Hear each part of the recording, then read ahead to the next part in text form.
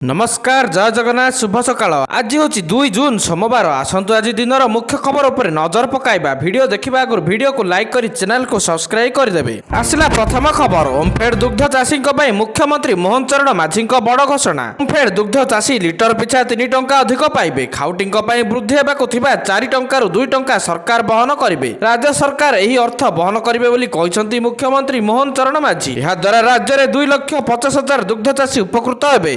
एथिसह दुग्ध चाषी अकाल जदि मृत्यु घटे तेबे सेमानंकु 1 लाख टंकार बीमा मिलिबो। दुग्ध चाषी को अधिक 3 टंका देबे सरकार। 30 टंका परिवर्ते 33 टंका पाइबे दुग्ध चाषी। दुग्ध चाषी वर्धित दर जून 1 रु लागू हेबो। जून 13 रु ग्राहक वर्धित दर लागू हेबो।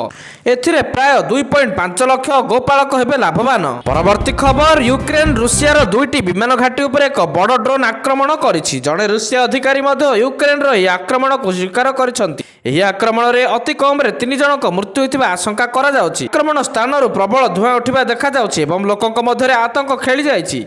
यूक्रेनीय गणमाध्यम दाबी करिछि जे एही अटैक मध्यरे 40 रु अधिक रूसियान विमान नष्ट होइछि। रूसियार इरकुटस्क अंचलर राज्यपाल साइबेरिया रे प्रथम ड्रोन आक्रमण को सुनिश्चित करछंती। से कहिसंती जे एक सामरिक यूनिट को टार्गेट करा जाइछि। विपदर मुकाबिला पई सेना एवं नागरिक कार्यानुष्ठान बाहिनी को पूर्व नियोजित करा जाइछि। परवर्ती खबर भारत सरकार प्रतिरक्षा मंत्रालय एक अनन्य पदक्षेप नहीं ऑपरेशन सिंदूर पर आधारित एक प्रबंध प्रतियोगिता घोषणा करिछि। एही प्रतियोगिता जून 1 रु जून 30 पर्यंत चलिबो। एथिरे अंशग्रहण करुथिबा अंशग्रहणकारी माने केवल 10,000 टंकार नगद पुरस्कार पाइबे नहीं बरं सेमाने दिल्लीर ऐतिहासिक लालकिल्ला रे 78तम स्वाधीनता दिवस समारोह रे अंशग्रहण करिवार सुवर्ण सुजोग मध्य पाइबे। प्रतिरक्षा मंत्रालय एक्स रो पूर्व ट्विटर रे एही प्रतियोगिता विषय रे सूचना शेयर करी कहिसंती जे युवा मन पई स्वर उठाइबार एक सुजोग।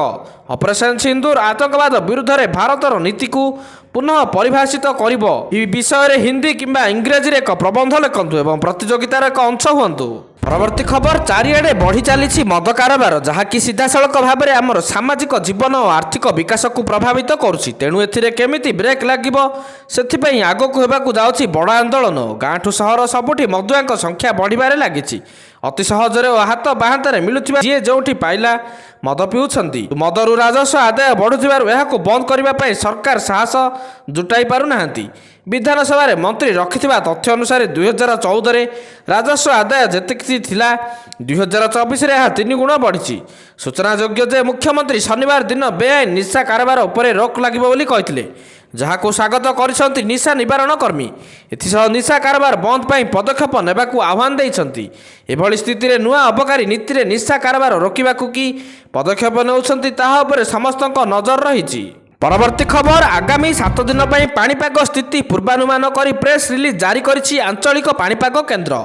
मध्याह्न संध्या समय राज्यर अनेक स्थान में वर्षा घड़घड़ी सह कालबैशाखीर संभावना रही। तेणु विभिन्न जिला को यही समय सतर्क रहिबाकू परामर्श देछि पाणीपाग केन्द्र। आज किछि जिला को येलो वार्निंग जारी करी सतर्क करिछि पाणीपाग केन्द्र। एही जिला गुड़िक होछि मालकानगिरी, कोरापुट, रायगड़ा, नवरंगपुर, कलाहांडी, कंधमाल, गजपति और गंजाम। एही जिला गुड़िक वर्षा सहित घड़घड़ी पवन 30 रु 40 किलोमीटर प्रति घंटा होबार संभावना रही। जून 3 तारिख येलो वार्निंग जारी करिछि पाणीपाग केन्द्र।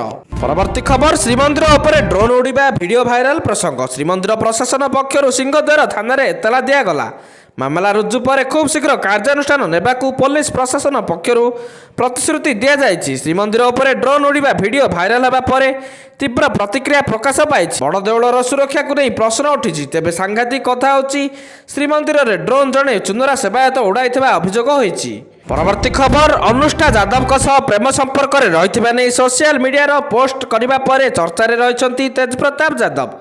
यह 6 वर्ष दलू निलंबित होती लालू प्रसाद यादव का बड़ पुओ से परिवार तेजपुत्र कर लालू प्रसाद यादव। यही समस्त घटना बिहार राजनीति में चर्चार विषय पलटि प्रथम दर पर मुह खोली तेजप्रताप यादव। यह से सोशल मीडिया पोस्ट शेयर कर Tejpratap Yadav social media post share करी प्रिय बापा माँ आपण 2 जन मोर पूरा दुनिया आपण निर्देश भगवान ठारू अधिक आपण माने अछंती माने मो पाखरे सब किछि अछि। ପରବର୍ତ୍ତୀ ଖବର ରାଉରକେଲାରେ ପୁଣି ବିପୁଳ ପରିମାଣରେ ବିସ୍ଫୋରକ ଜବତ ହୋଇଛି। ବଳୁଘାଟ ରାଉରକେଲା ଫୁଏଲ୍ସ ନାମକ ଏକ ପେଟ୍ରୋଲ ପମ୍ପରୁ ବିସ୍ଫୋରକ ଭର୍ତ୍ତି ଗାଡ଼ି ଜବତ କରିଛି ପୋଲିସ। ରଘୁନାଥପାଲି ଥାନା ଆଡିସନାଲ ଏସ୍ପି ମାଇନିଂ ଅଫିସରଙ୍କ ଉପସ୍ଥିତିରେ ବିସ୍ଫୋରକ ଭର୍ତ୍ତି ଗାଡ଼ି ଜବତ କରାଯାଇଛି। ଗାଡ଼ିରେ ବିପୁଳ ପରିମାଣର ଡିଟୋନେଟର ଥିବା ଜଣାପଡ଼ିଛି। ସୁନ୍ଦରଗଡ଼ ବାଙ୍କ ଖଣି ଅଞ୍ଚଳରୁ ବିସ୍ଫୋରକ ଭର୍ତ୍ତି ଭ୍ୟାନ୍ ଲୁଟ୍ ଘଟଣାକୁ 5 ଦିନ ହେଲାଣି। ଝାଡ଼ଖଣ୍ଡ ସୀମାନ୍ତରୁ 70%ରୁ ଅଧିକ ବିସ୍ଫୋରକ ଉଦ୍ଧାର କରିଛନ୍ତି ସୁରକ୍ଷାକର୍ମୀ। ଏବେ ସରଣ୍ଡା ଜଙ୍ଗଲରେ ବାକି 30% ବିସ୍ଫୋରକ ଉଦ୍ଧାର ପାଇଁ ଉଦ୍ୟମ ଚଳାଇଛନ୍ତି ଭିଭିଏଫ୍ ଓ ସିଆର୍ପିଏଫ୍। ତେଣୁ ମାଓବାଦୀ ଲୁଟ୍ କରିଥିବା ବିସ୍ଫୋରକ ସହ ଜବତ ହୋଇଥିବା ବିସ୍ଫୋରକ କୌଣସି ସମ୍ପୃକ୍ତି ଅଛି ନା ନାହିଁ ତାହାର ଖୋଳତାଡ଼ କରୁଛି ପୋଲିସ। ପରବର୍ତ୍ତୀ ଖବର ଜମ୍ମୁ କାଶ୍ମୀର ପହଲଗାମର 22 ଏପ୍ରିଲ 2025ରେ ଘଟିଥିବା ଭୟଙ୍କର ଆତଙ୍କୀ ହମଲା ପରେ ଆସାମ ସରକାର ଦେଶ ବିରୋଧୀ ବୟାନ ଦେଇଥିବା ବ୍ୟକ୍ତିଙ୍କ ବିରୁଦ୍ଧରେ କଡ଼ା କାର୍ଯ୍ୟାନୁଷ୍ଠାନ ଗ୍ରହଣ କରିଛନ୍ତି। ଆସାମ ପୋଲିସ ଏପର୍ଯ୍ୟନ୍ତ ରାଜ୍ୟର ବିଭିନ୍ନ ଜିଲ୍ଲାରୁ 81 ଜଣଙ୍କୁ ଗିରଫ କରିଛି, ଯେଉଁମାନେ ସୋସିଆଲ ମିଡ଼ିଆ ଓ ଅନ୍ୟାନ୍ୟ ମାଧ୍ୟମରେ ପାକିସ୍ତାନକୁ ସମର୍ଥନ କରୁଥିବା ଏବଂ ଦେଶ ବିରୋଧୀ ବୟାନ ଦେଉଥିବା ଅଭିଯୁକ୍ତ। ଆସାମର ମୁଖ୍ୟମନ୍ତ୍ରୀ ହିମନ୍ତ ବିଶ୍ବ ଶର୍ମା ଏହି କାର୍ଯ୍ୟାନୁଷ୍ଠାନର ସୂଚନା ଦେଇ ସ୍ପଷ୍ଟ କରିଛନ୍ତି ଯେ ଦେଶ ବିରୋଧୀ ଗତିବିଧିରେ ସମ୍ପୃକ୍ତ କାହାକୁ ଛଡ଼ାଯିବ ନାହିଁ। ପରବର୍ତ୍ତୀ ଖବର 6000 କର୍ମଚାରୀଙ୍କୁ ଛଟେଇ କଲା ମାଇକ୍ରୋସଫ୍ଟ। ଏହି ବଡ଼ ଧରଣର ଛଟେଇ କାରଣ କହିଲେ କମ୍ପାନୀ ସିଓ ସତ୍ୟ ନାଡଲ। ନିକଟରେ ଏକ କାର୍ଯ୍ୟକ୍ରମରେ ଯୋଗଦେଇ କମ୍ପାନୀ ତାର ବିଶ୍ୱବ୍ୟାପୀ କର୍ମଚାରୀର 3% କର୍ମଚାରୀଙ୍କୁ ହଟାଇବା ପଛର କାରଣ ସ୍ପଷ୍ଟ କରି କହିଛନ୍ତି ଯେ ଏହା କର୍ମଚାରୀଙ୍କ ପରଫର୍ମାନ୍ସ ସମ୍ବନ୍ଧିତ ନୁହେଁ। ନୋଡାଲ ସାମ୍ପ୍ରତିକ ଛଟେଇ ସମ୍ପର୍କରେ ସ୍ପଷ୍ଟ କରି କହିଛନ୍ତି ଯେ ଏହି ନିଷ୍ପତ୍ତି ବ୍ୟକ୍ତିଗତ କାର୍ଯ୍ୟ ପ୍ରଦର୍ଶନ ଉପରେ ଆଧାରିତ ନୁହେଁ, ଏହା ଏକ ସାର୍ବଜନିକ ପରିବର୍ତ୍ତନ। ପରବର୍ତ୍ତୀ ଖବର ଶ୍ରୀମନ୍ଦିର ଉପରେ ଡ୍ରୋନ୍ ଉଡ଼ିବା ଘଟଣାରେ ପ୍ରତିକ୍ରିୟା ରଖିଲେ ଆଇନ ମନ୍ତ୍ରୀ ପୃଥ୍ୱୀରାଜ ହରିଚନ୍ଦନ। ଶ୍ରୀମନ୍ଦିର ସୁରକ୍ଷା ଶୃଙ୍ଖଳା ଭକ୍ତଙ୍କ ସୁଗମତାକୁ ସରକାର ଗୁରୁତ୍ୱ ଦେଉଛନ୍ତି। ଶ୍ରୀମନ୍ଦିରରେ ଆଣ୍ଟି ଡ୍ରୋନ୍ ଟେକ୍ନୋଲୋଜି ପ୍ରକ୍ରିୟା ଆରମ୍ଭ କରିଛୁ ଏବଂ ବହୁ ଶୀଘ୍ର ଯୋଜନାର ପ୍ରକୃତ ଚିତ୍ର ପ୍ରତିଫଳିତ ହେବ ବୋଲି କହିଛନ୍ତି ଆଇନ ମନ୍ତ୍ରୀ। ଏପଟେ ପହଲଗାମ ଆକ୍ରମଣ ପରେ ପୁରୀ ଶ୍ରୀମନ୍ଦିରର ସୁରକ୍ଷା ବ୍ୟବସ୍ଥାକୁ ଆହୁରି କଡ଼ାକଡ଼ି କରାଯାଇଛି। ମନ୍ତ୍ରୀ କହିଛନ୍ତି ଶ୍ରୀମନ୍ଦିରରେ ଆଣ୍ଟି ଡ୍ରୋନ୍ ସିଷ୍ଟମ ଲଗାଯିବ। ଏହାଦ୍ୱାରା ଡ୍ରୋନ୍ ଉଡ଼ୁଥିବାର ଦୃଶ୍ୟମାନ ହେଲେ ତାହାକୁ ସହଜରେ ତଳକୁ ଖସାଇ ଦିଆଯାଇପାରିବ। ଏନେଇ ବିଚାର ଚାଲିଛି ବୋଲି କହିଲେ ଆଇନ ମନ୍ତ୍ରୀ। ପରବର୍ତ୍ତୀ ଖବର ଉତ୍ତର ସିକ୍କିମରେ ପ୍ରବଳ ବର୍ଷା ଯୋଗୁଁ ଭୟଙ୍କର ଭୂସ୍ଖଳନ। ଶନିବାର ନିରନ୍ତର ବର୍ଷା ଯୋଗୁଁ ଅନେକ ସ୍ଥାନରେ ଭୂସ୍ଖଳନ ହୋଇଛି, ଯାହାଫଳରେ ଅନେକ ଗୁରୁତ୍ୱପୂର୍ଣ୍ଣ ରାସ୍ତା ବନ୍ଦ ହୋଇଯାଇଛି ଏବଂ 1500ରୁ ଉର୍ଦ୍ଧ୍ୱ ଯାତ୍ରୀ ଫସିଥିବା ବେଳେ 8 ଜଣ ନିଖୋଜ ଥିବା ଜଣାପଡ଼ିଛି। ସବୁଠାରୁ ଭୟଙ୍କର ଦୁର୍ଘଟଣା ମଙ୍ଗନ ଜିଲ୍ଲାରେ ଘଟିଛି, ଯେଉଁଠାରେ ଏକ ପର୍ଯ୍ୟଟକ ଗାଡ଼ି 1000 ଫୁଟ ଗଭୀର ଖାଇରେ ଫସି ପଡ଼ିଥିଲା, ଯାହାପରେ ଏହା ହାୱାସ୍ଥିତ ତିସ୍ତା ନଦୀରେ ବୁଡ଼ି ଯାଇଥିଲା। ଏହି ଦୁର୍ଘଟଣାରେ ଜଣେ ବ୍ୟକ୍ତିଙ୍କ ମୃତ୍ୟୁ ଘଟିଥିବା ବେଳେ 2 ଜଣ ଗୁରୁତର ଆହତ ହୋଇଛନ୍ତି। ପରବର୍ତ୍ତୀ ଖବର ପାକିସ୍ତାନ ପାଇଁ ଗୋଇନ୍ଦାଗରି ସନ୍ଦେହରେ ଏନ୍ଆଇଏର ବଡ଼ କାର୍ଯ୍ୟାନୁଷ୍ଠାନ। ଦେଶର 8 ରାଜ୍ୟରେ 15 ସ୍ଥାନରେ ରେଡ୍ କରିଛି ଏନ୍ଆଇଏ। ମହାରାଷ୍ଟ୍ର, ରାଜସ୍ଥାନ, ଛତିଶଗଡ଼, ଆସାମ, ଦିଲ୍ଲୀ, ହରିୟାଣା, ପଶ୍ଚିମବଙ୍ଗ, ଉତ୍ତରପ୍ରଦେଶରେ ପାକିସ୍ତାନ ଗୁଇନ୍ଦା ସଂସ୍ଥା ସହ ଜଡ଼ିତ ସନ୍ଦିଗ୍ଧ ଲୋକଙ୍କ ଆଡ୍ଡା ଉପରେ ଏନ୍ଆଇଏ ଚଢ଼ାଉ କରିଛି। ଏହି ସମୟରେ ଅନେକ ଇଲେକ୍ଟ୍ରୋନିକ୍ ଗ୍ୟାଜେଟ୍ ଏବଂ ସମ୍ବେଦନଶୀଳ ଆର୍ଥିକ ଡକ୍ୟୁମେଣ୍ଟ ସହିତ ଅନ୍ୟାନ୍ୟ ଆପତ୍ତିଜନକ ସାମଗ୍ରୀ ଜବତ କରାଯାଇଛି। ସିଆର୍ପିଏଫ୍ ଯବାନ ମୋତିରାମ ଜାଟୁଙ୍କ ପଚରାଉଚରା କରିବା ପରେ ଏହି କାର୍ଯ୍ୟାନୁଷ୍ଠାନ ଗ୍ରହଣ କରିଛି ଏନ୍ଆଇଏ।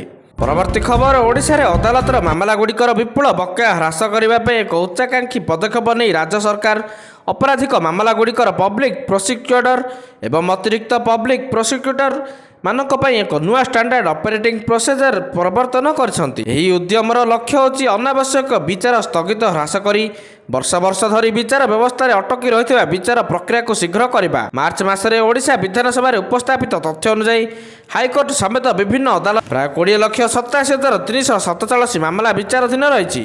ଓକିଲମାନଙ୍କ ଦ୍ୱାରା ବାରମ୍ବାର ସ୍ଥଗିତ ଅନୁରୋଧ ଏବଂ ସାକ୍ଷୀ ଓ ତଦନ୍ତ ଅଧିକାରୀଙ୍କ ଅନୁପସ୍ଥିତି ବିଳମ୍ବର ମୁଖ୍ୟ କାରଣ ବୋଲି ସ୍ୱୀକାର କରି ସରକାର ଏହି ଦୀର୍ଘ ଦିନ ଧରି ଚାଲି ଆସୁଥିବା ପ୍ରବୃତ୍ତିକୁ ରୋକିବା ପାଇଁ ନିଷ୍ପତ୍ତି ନେଇଛନ୍ତି। ପରବର୍ତ୍ତୀ ଖବର ଦେଶରେ ପୁଣି ଥରେ କରୋନା ଭୂତାଣୁ ସଂକ୍ରମଣରେ ଭୟାବହତା ଦେଖିବାକୁ ମିଳିଛି। ଏପର୍ଯ୍ୟନ୍ତ ଦେଶରେ 3,758 ଜଣ ସଂକ୍ରମିତ ଚିହ୍ନଟ ହେଲେଣି। ଗତ 24 ଘଣ୍ଟା ମଧ୍ୟରେ କରୋନା ସଂକ୍ରମଣ ଦ୍ୱାରା 4 ଜଣଙ୍କ ମୃତ୍ୟୁ ହୋଇଛି।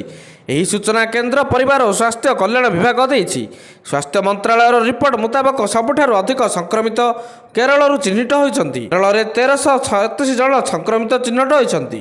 ଦେଶରେ ଏଭଳି 8ଟି ରାଜ୍ୟ ରହିଛି ଯେଉଁ ରାଜ୍ୟଗୁଡ଼ିକରେ 100ରୁ ଅଧିକ ଜଣ ଲେଖାଏଁ ସଂକ୍ରମିତ ଚିହ୍ନଟ ହୋଇଛନ୍ତି। ସେପଟେ କରୋନା ଭୂତାଣୁ ସଂକ୍ରମଣରେ ଗତ 24 ଘଣ୍ଟା ମଧ୍ୟରେ 4 ଜଣଙ୍କ ମୃତ୍ୟୁ ହୋଇଛି। ପରବର୍ତ୍ତୀ ଖବର ଏନ୍ସିପି ମୁଖ୍ୟ ତଥା ମହାରାଷ୍ଟ୍ର ସରକାରରେ ଅର୍ଥମନ୍ତ୍ରୀ ଥିବା ଅଜିତ ପାୱାରଙ୍କୁ ବଡ଼ ଝଟକା ଲାଗିଛି। ନାଗାଲାଣ୍ଡରେ ଥିବା ଦଳର ସବୁ ବିଧାୟକ 7 ବିଧାୟକ ଏନ୍ସିପିରୁ ଇସ୍ତଫା ଦେଇଛନ୍ତି। ସେମାନେ ସମସ୍ତେ ନାଗାଲାଣ୍ଡ ଶାସନରେ ଥିବା ଏନ୍ଡିଟିପି ଦଳରେ ସାମିଲ ହୋଇଛନ୍ତି।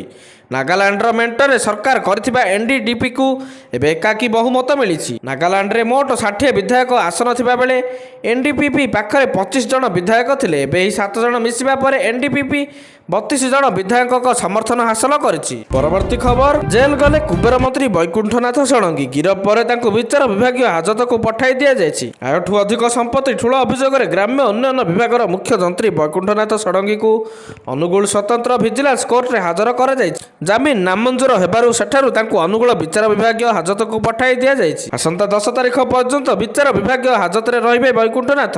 ପରବର୍ତ୍ତୀ ଖବର, ଗାଜାରେ ଇସ୍ରାଏଲର ବଡ଼ ଆକ୍ରମଣ। ପାଲେଷ୍ଟାଇନର ରିଲିଫ୍ ସାମଗ୍ରୀ ବଣ୍ଟନ କେନ୍ଦ୍ର ନିକଟରେ ଇସ୍ରାଏଲ ଟ୍ୟାଙ୍କ ଗୁଳିମାଡ଼ରେ 26 ଜଣଙ୍କ ପ୍ରାଣ ହରାଇଛନ୍ତି ଏବଂ 150 ଜଣ ଆହତ ହୋଇଛନ୍ତି। ଗୁରୁତର ଆହତମାନଙ୍କୁ ମାୱାସି ଅଞ୍ଚଳର ରେଡ୍କ୍ରସ ଫିଲ୍ଡ ହସ୍ପିଟାଲରେ ଭର୍ତ୍ତି କରାଯାଇଛି। ଦକ୍ଷିଣ ଗାଜାର ରାଫା ଅଞ୍ଚଳରେ ଆମେରିକା ଦ୍ୱାରା ଅନୁଦାନ ପ୍ରାପ୍ତ ରିଲିଫ୍ ସାମଗ୍ରୀ ବଣ୍ଟନ କେନ୍ଦ୍ର ନିକଟରେ ଇସ୍ରାଏଲ ଟ୍ୟାଙ୍କ ମାଧ୍ୟମରେ ଏହି ଆକ୍ରମଣ କରିଥିବା ଜଣାପଡ଼ିଛି।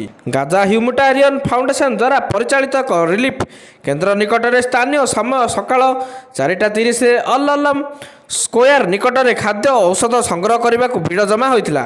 ଏହି ସମୟରେ ଇସ୍ରାଏଲ ଟ୍ୟାଙ୍କ ଗୁଡ଼ିକ ପହଞ୍ଚି ଗୁଳି ଚଲାଇଥିଲେ। ପରବର୍ତ୍ତୀ ଖବର, ଆତଙ୍କବାଦ ବିରୁଦ୍ଧରେ ଭାରତ ଟାଣିଛି ନୂଆ ଲକ୍ଷ୍ମଣ ରେଖା। ଅପରେସନ ସିନ୍ଦୁର ଜରିଆରେ ପାକିସ୍ତାନ ସୀମାରୁ 300 କିଲୋମିଟର ଭିତରେ ପଶି ଆତଙ୍କୀ ଆଡ୍ଡାକୁ କରାଗଲା ଧ୍ୱଂସ।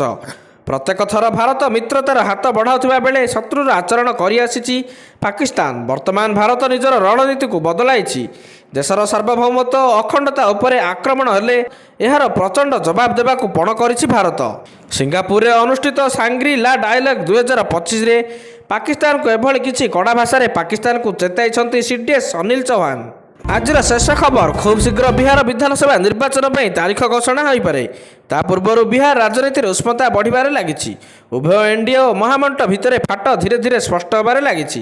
ଆସନ ବୁଝାମଣାକୁ ନେଇ ମହାମେଣ୍ଟର କଂଗ୍ରେସ କେକ୍ କାଟୁଥିବା ବେଳେ ଏନ୍ଡିଏର ସହଯୋଗୀ ଥିବା ଚିରାଗ ପାଶ୍ୱାନଙ୍କ ଏଲ୍ଜେପି ଏବେ ବିହାର ବିଧାନସଭା ନିର୍ବାଚନ ଲଢ଼ିବାକୁ ଅଣ୍ଟା ଭିଡ଼ିଛି। ଏନେଇ ଏଲ୍ଜେପିର ସଂସଦୀୟ ଦଳ ବୈଠକରେ ନିଷ୍ପତ୍ତି ହୋଇଛି। ଏହା ସହ କେନ୍ଦ୍ରମନ୍ତ୍ରୀ ଥିବା ଦଳର ମୁଖ୍ୟ ଚିରାଗ ପାଶ୍ୱାନ ମଧ୍ୟ ବିଧାନସଭା ନିର୍ବାଚନ ଲଢ଼ିବେ ବୋଲି ନିଷ୍ପତ୍ତି ହୋଇଛି।